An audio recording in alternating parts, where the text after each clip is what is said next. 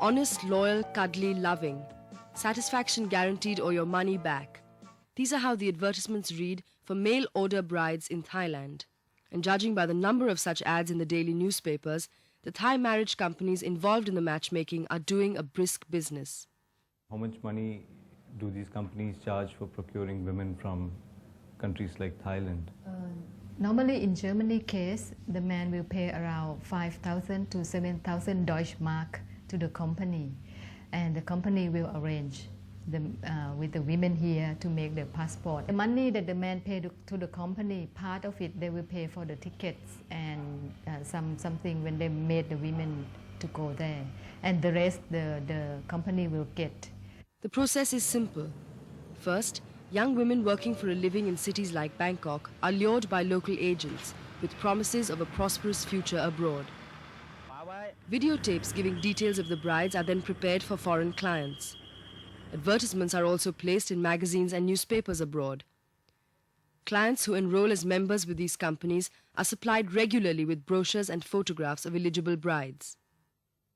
According to women's organizations, there are now over 10,000 Thai mail-order brides in Germany alone. Germany also has more than 60 marriage companies importing such brides from Thailand and other Asian countries. What do you think are the reasons for the flourishing of the mail-order bride business in Thailand? One of the reasons is that many of them are frustrated with a very liberalized and emancipated European woman, and they cannot cope with it anymore. Thai women are known to be very beautiful in European countries and Western countries, and are also said to be serving the husband very well. But for many mail-ordered brides, this method of arranged marriage is a sure route to disaster.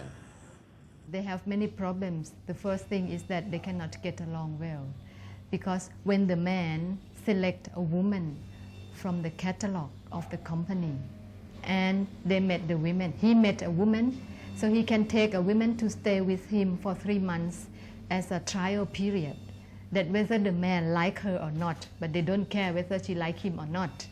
So when the man do not like her, she will take the woman back to the company and take another new woman, and so he can try this way many times.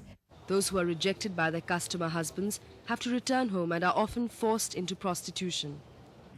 After a campaign against them by women's groups, the marriage companies now operate under the cover of running travel agencies or immigration counseling services.